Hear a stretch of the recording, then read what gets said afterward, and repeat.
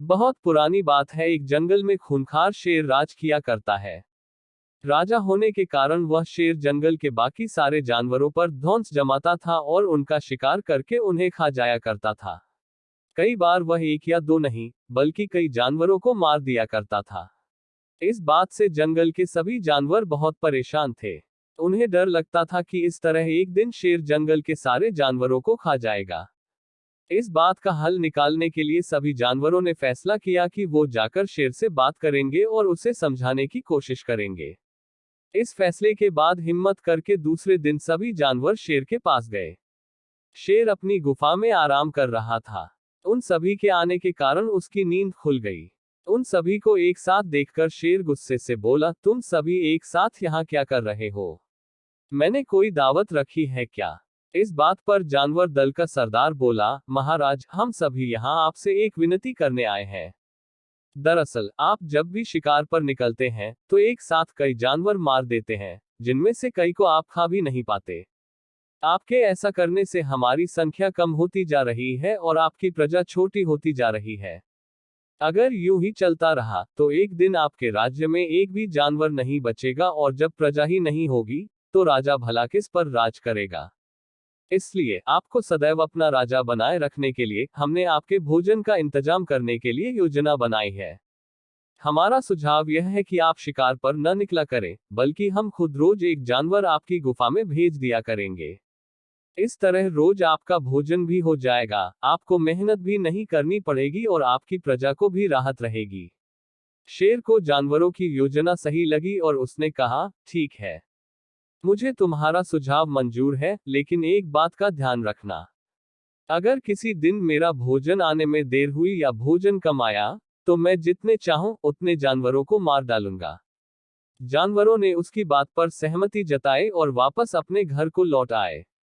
उस दिन के बाद से हर रोज एक जानवर शेर की गुफा में पहुंच जाता और शेर उसे मारकर अपना भोजन बना लेता।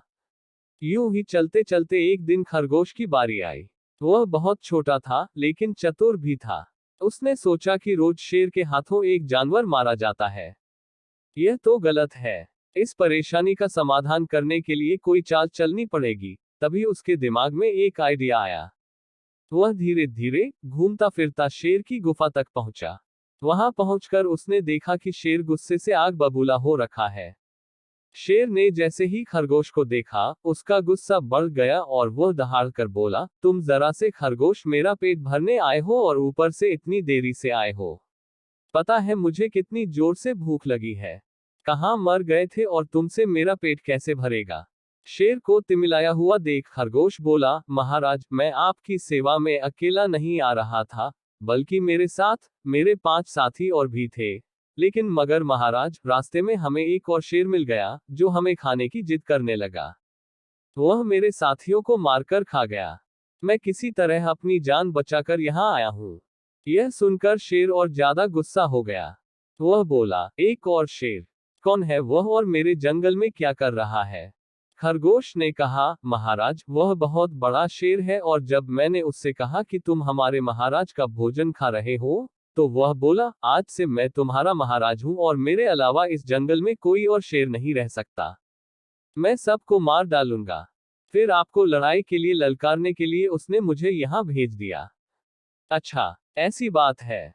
तो मैं भी तो देखूं कि ये कौन शेर है, तो जो मेरे जंगल में आकर मुझे ही ललकार रहा है। ले चलो मुझे उसके पास, शेर ने गरज कर बोला और खरगोश के साथ चल दिया। खरगोश उसे जंगल के बीच मौजूद एक कुएं के पास ले गया और बोला, महाराज, वो इस गड्ढे के नीचे गुफा में रहता है। आपको आता देख शायद वह अंदर घुस गया। दूसरे शेर को देखने के लिए जैसे ही शेर ने कुएं में झांका तो उसे अपनी परछाई दिखी और उसने समझा कि वह दूसरा शेर है। इसके बाद उसने दूसरे शेर को ललकारने के लिए जब दहाड़ मारी, तो उसी की दहाड़ गूंजकर उसे सुनाई दी, लेकिन उसे लगा कि वह दूसरा शेर भी उसे ललकार रहा है। बस इतने में शेर को गुस्सा आया और उसने कुएं में छलांग लगा दी। छलांग लगाते ही शेर कुएं की दीवार से टकराया और पानी में गिरकर मर गया। यह खबर जब जंगल के बाकी जानवरों को मिली तो सारे बहुत खुश हुए और खरगोश की जय जयकार करने लगे।